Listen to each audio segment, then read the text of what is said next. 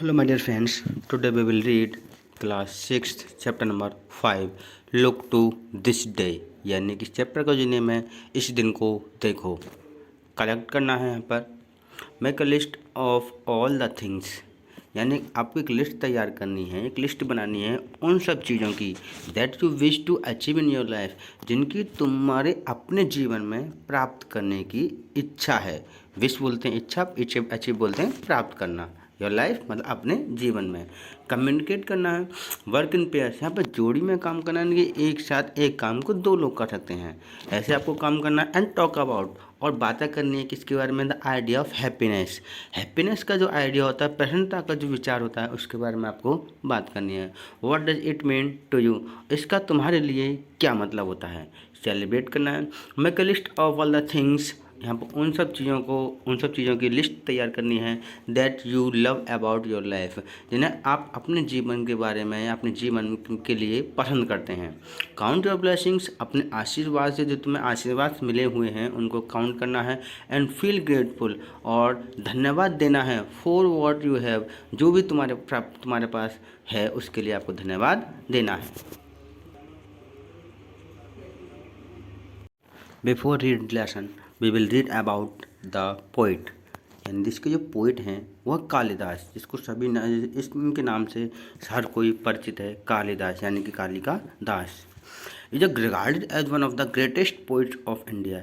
ये जो हैं इनको जाना जाता है, इनको माना जाता है, रिगार्डेड बोलते हैं, माना जाता है, जाना जाता है as one of the greatest poets of the India यानी कि इंडिया के सबसे महान पोइट्स में इनके लिए जाना जाता है, इनके कवियों में जाना जाता है। As a classical Sanskrit writer, ये शास्त्रीय संस्कृत लेखक हैं। Who has written many plays, जिन्होंने बहुत सारे नाटक लिखे हैं, एंड पोएट्रीज और बहुत सारी कविताएं भी लिखी हैं, which are mostly based on the Vedas, the Mahabharata, the Ramayana, जो कि सबसे ज़्यादा बेस यानी आधारित हैं किस पर, वेदाओं पर आधारित हैं, महाभारत पर आधारित हैं और रामायण पर आधारित हैं। एंड द पुराणाज, और पुराणों पर भी इनकी कविताएं आधारित हैं। He mostly like authored his work during a period between the 4th to 5th century C, यानी कि ये इन्होंने सबसे ज़्यादा काम करना पसंद किया था, यानी जो जिन्होंने लिखाई करना आरंभ किया था ड्यूरिंग ए पीरियड, यानी 4 से लेकर 5वीं शताब्दी में उन्होंने अपने काम को बहुत ज़्यादा लिखना आरंभ किया था। हम पढ़ेंगे लेसन। तो लुक टू दिस डे, इस दिन को देखो, यानी कि वर्तमान समय जो प्रेजेंट टाइम है हम उसको देखना है, उसके बारे में ही बातें चल रही हैं। फॉर इट इज़ लाइफ, इसका जो जीवन है इसे देखना है। The very life of life, यानी जीवन का जो जीवन है उसे भी देखना है। यानी कि एक तो हमारा जीवन हो गया, एक जो हम जी रहे हैं वो जीवन। इन इट्स ब्रीफ कोर्स, और इसको देखना है, क्या देखना है, ब्रीफ बोलते हैं संक्षिप्त, कोर्स बोलते हैं पाठ्यक्रम या फिर कोई रास्ता हो, यानी कि इसका छोटा सा रास्ता या छोटा सा पाठ्यक्रम हमको हमारे लिए देखना है।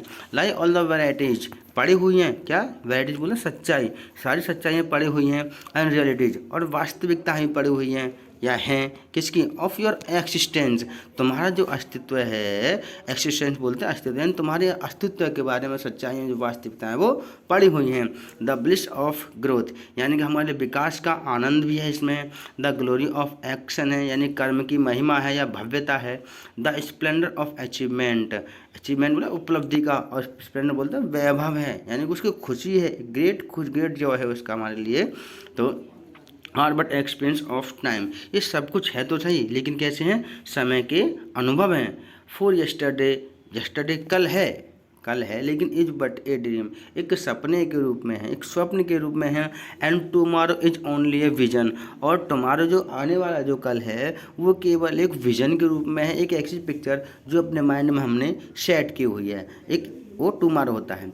एंड टुडे वेल लिव्ड, और जो आज है वो कैसा है, वेल लिव्ड मतलब कि खुशहाल है। मेक्स, यानी कि वो बना देता है, क्या बना देता है, yesterday A dream of happiness, यानी कि कल का जो है उसको हैप्पीनेस का सपना बना देता है, स्वप्न बना देता है उसके लिए। And every tomorrow a vision of hope, और हर कोई जो आने वाला जो कल है, हर एक आने वाला जो कल है वो कैसा है, विजन ऑफ होप, आशा की उम्मीद की एक क्या है, एक आशा है, उम्मीद की एक विजन है, यानी एक दृश्य है। Look well there for to this day, इस दिन को अच्छी तरीके से देखना है। सच इज द सैल्यूटेशन, इसका स्वागत करना है, इसका इस तरीके से स्वागत करना है। To the ever new dawn, जैसे कि एक नई सुबह हो, नई सवेरा हो। ये कालिदास ने लिखा है ये लेसन, और ये ट्रांसलेटेड किया गया यानी कि इसका हिंदी अनुवाद किया गया from Sanskrit to English, Sanskrit से इंग्लिश में इसका अनुवाद किया गया है। Now we will do the question answer of this lesson. तो ये लेसन करने में look to this day class 6 chapter 6 है। आंसर दीज क्वेश्चंस, हमें इन क्वेश्चंस के आंसर देने हैं। फर्स्ट क्वेश्चन है according to the speaker what the definition of today, यानी स्पीकर के अनुसार या जो इस पोइम में जो लेखक है जब जो कह रहा है, जो पोइट है उसके अनुसार आज की डेफिनेशन, आज की परिभाषा क्या है। तो आंसर देखेंगे according to the speaker today means, according speaker के जो अकॉर्डिंग है उसके अनुसार टुडे मीन्स, इसका मतलब ये है that at the present time, उसका मतलब ये है कि प्रेजेंट जो टाइम है उसके बारे में है। ऑन द अदर हैंड, यानी दूसरी भाषा में इसको बोल सकते हैं we can say the beginning of a new day, यानी कि हम बोल सकते हैं कि एक नए दिन की शुरुआत हो रही है, हम उसे टुडे बोल देते हैं। क्वेश्चन है second what does the speaker say is the salutation to the ever new dawn, तो स्पीकर क्या कहता है, एक न्यू डॉन यानी कि नया सवेरा आता है उसके स्वागत के बारे में क्या कहता है। आंसर है द स्पीकर से, स्पीकर बोलता है इज द सॉल्यूशन, ये सॉल्यूशन, ये सैल्यूटेशन है, ये सॉल्यूशन लिख गया है बाय मिस्टेक यहाँ पर, तो आप इसको सैल्यूटेशन कर लेंगे। The speaker say is the salutation to the ever new dawn, तो स्पीकर बोलता है कि सैल्यूटेशन स्वागत है न्यू डॉन यानी कि नई सवेरे का, क्योंकि according to the speaker, speaker के अनुसार क्या, yesterday is a dream of happiness, क्योंकि कल जो है वो एक ड्रीम है किसका, प्रसन्नता का। And every tomorrow is a picture of hope, और हर जो आने वाला जो कल है वो एक इमेज है, पिक्चर है किसकी, आशा की। That you see in your mind, जिसे आप देख सकते हैं अपने माइंड में, जिसे आप अपने माइंड में देखते हो।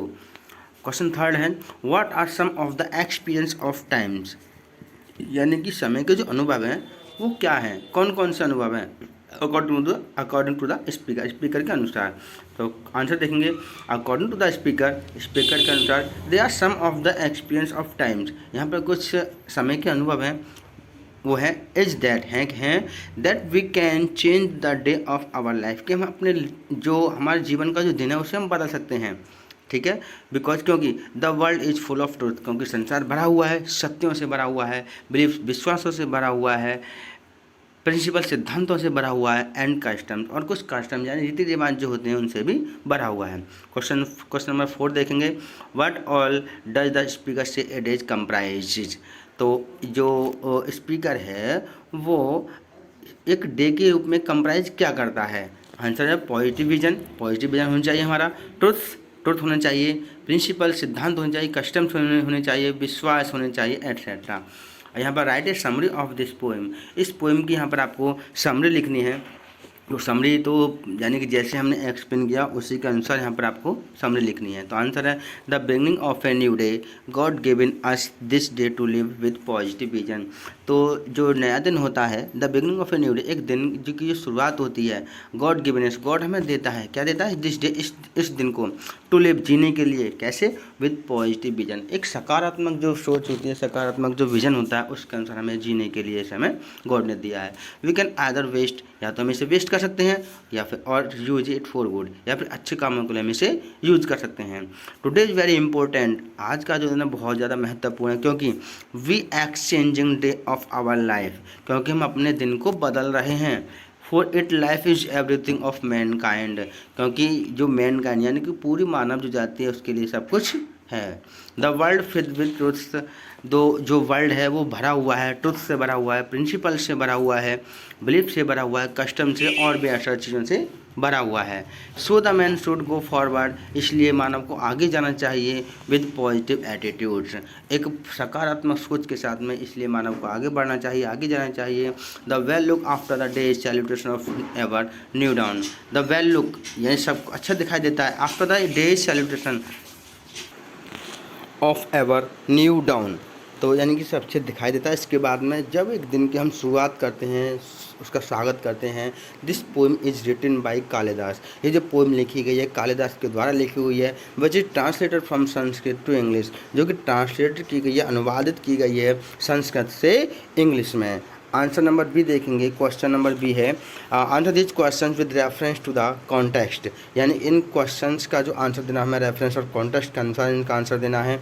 हमारे लिए एक लाइन दी गई है, for yesterday is but a dream and tomorrow is only a vision. ये आपकी पोइम से ही एक लाइन दी गई है, इसका हमें रेफरेंस और कॉन्टेक्स्ट हमें इसके उसके बाद हम इसके क्वेश्चन आंसर्स करेंगे। तो रेफरेंस है, these lines are extracted from the poem. ये जो लाइन्स है वो ली गई हैं, एक्सट्रैक्ट की गई हैं फ्रॉम द पोइम। पोइम है लुक टू दिस डे, इस दिन को देखो। कंपोज्ड बाय, जो लिखी गई है bye the greatest poet of India, India को सबसे ग्रेटेस्ट जो महानतम पोइट है उनके द्वारा ये पोइम लिखी गई है। कालिदास जिनका नाम है, who is known and the Shakespeare of India, जो जाने जाते हैं इंडिया के शेक्सपियर के बारे में, शेक्सपियर के रूप में वो जाने जाते हैं। कॉन्टेक्स्ट देखेंगे, in this lines the poet tells us, ये जो लाइन्स हैं इनमें हमें पोइट बताता है, क्या बताता है, अबाउट द डे, दिन के बारे में, हैज गॉन, जो चला चुका है, and the day come, about to come, और जो दिन आने वाला है, the day about to come, और जो दिन आने वाला हमें उसके बारे में ये पोइम बताता है। क्वेश्चन नंबर फर्स्ट देखेंगे, what do the above lines means, इस जो ऊपर जो लाइन दी गई है इनका मतलब क्या है। आंसर देखेंगे, the above lines means is that, जो ऊपर जो लाइन लिखी गई है उनका मतलब यह if your present well spend, कि अगर तुम आज के प्रेजेंट टाइम को अच्छी तरीके से स्पेंड करते हो, व्यतीत करते हो, will be the happy memories of for tomorrow, तो कल के लिए बहुत ज़्यादा खुशनुमा यादगार होंगी। एंड ए फाउंडेशन, और एक नींव होगी किसकी, stone for what is in store for you in the future, उसके लिए जो आप भविष्य के लिए स्टोर कर रहे हो, संग्रह कर रहे हो, उसके लिए एक बहुत अच्छी नींव होगी। क्वेश्चन नंबर सेकंड देखेंगे, what do the lines say about yesterday, तो जो लाइन्स है वो कल के बारे में क्या बताती हैं। आंसर है, द लाइन्स सेज, जो लाइन्स बताते हैं हमारे लिए अबाउट यस्टरडे के बारे में, इफ़ टुडे वेल स्पेंड, कि अगर आज अच्छी तरीके से स्पेंड हुआ है, अच्छी तरीके से व्यतीत किया है, will be the happy memories for tomorrow, तो होंगी कल के लिए बहुत ज़्यादा खुशनुमा यादगारें होंगी। क्वेश्चन नंबर सी देखेंगे, what do the lines say about tomorrow, जो लाइन्स है वो आने वाले कल के लिए क्या बोलती हैं। तो अ foundation stone for what is in store for you in the future, ये जो सारी चीज़ें जो पहले आपको एक्सप्लेन करती हैं। तो अब सेकंड पैराग्राफ है, look to this day for it is life the very life of life, इसका रेफरेंस हमें देना है। दीज लाइन्स आर एक्सट्रैक्टेड, जो रेफरेंस होता है वो सेम ही रहता है, चाहे एक पैराग्राफ से कितनी, एक लेसन से कितनी पैराग्राफ आ जाए, कितनी भी लाइन्स आ जाएँ, उनका जो रेफरेंस है वो सेम रहेगा, लेकिन जो कॉन्टेक्स्ट है वो चेंज हो जाता है। तो देखेंगे, these lines are extracted from the poem look to this day composed by the greatest poet of India Kalidas, who is known as the Shakespeare of India. Same है पहले की तरह ही, कॉन्टेक्स्ट चेंज हो जाता है। द इन दीज लाइन्स, इन lines में the poet tells us, जो पोइट हम बताता है, about the beginning of a new day, एक नए दिन की जो शुरुआत होती है, जो आरंभ होता है, उसके बारे में ये बताता है। क्वेश्चन फर्स्ट है, what is special about today, कि आज के दिन के बारे में विशेष क्या है, अकॉर्डिंग टू दीज लाइन्स, इन लाइन्स के अनुसार। तो आंसर है, according to these lines is special about today, उसके बारे में स्पेशल है कि God given us this day, कि गॉड ने हमें ये दिन दिया है, टू लिव, जीने के लिए, विद पॉजिटिव विजन, ये पॉइज्ड हो गया है तो यहाँ पर बाय मिस्टेक पॉइज्ड हो गया, पॉजिटिव है तो positive vision, we can, we double बार लग गया है, we can either waste it, या तो हम इसको वेस्ट कर सकते हैं या फिर और यूज इट फॉर गुड, ये कोड गुड है यहाँ पर, तो हम यहाँ पर गुड लिखेंगे, तो याद है अच्छे कामों के लिए से हम यूज़ कर सकते हैं। सारी भी चीज़ें मैंने पहले लिख दी है, बाय मिस्टेक टाइपिंग में हो जाता है कभी कभी। तो सेकंड क्वेश्चन है, what do these lines mean, इन लाइन्स का जो मतलब है वो क्या है। आंसर है, these lines means that the fact that you are able to breathe, इन लाइन्स का मतलब यही है कि सत्य है, that you are able to breathe, कि तुम आप सांस लेने के लिए जीवित, यानी कि आप जीवित हैं, यानी सांस लेने में सक्षम हैं। क्वेश्चन नंबर सी देखेंगे, what do you think the speaker repeats the word life in these lines, तो तुम क्या सोचते हो कि जो स्पीकर है उसने एक वर्ड, यानी कि जो लाइफ जो वर्ड है वो इन लाइन्स में रिपीट किया है, क्यों रिपीट किया है। तो आंसर देखेंगे, the speaker repeats the word life, क्योंकि you get the life of possibilities, क्योंकि तुम्हें जीवन की पॉसिबिलिटी यानी संभावना मिली हुई है, द कॉज ऑफ एक्शन, काम करने का कारण मिला हुआ है, from which you can wise choose the best one, जिसमें आप अच्छी बुद्धि से चूज कर सकते हैं किसी एक को। ये नीचे कुछ वर्ड मीनिंग्स है, ठीक है, जो वो मैंने अब हिंदी में ही लिखी हैं, जिससे बच्चों को अंडरस्टैंड कर लें। वर्ड मीनिंग से अचीव प्राप्त करना होता है, हैप्पीनेस प्रसन्नता होती है, ब्लेसिंग्स आशीर्वाद बोलते हैं, कोर्स रास्ता या पाठ्यक्रम, जैसे कि हमने पोइम में यूज किया है उसी के अनुसार ये वर्ड मीनिंग्स हैं।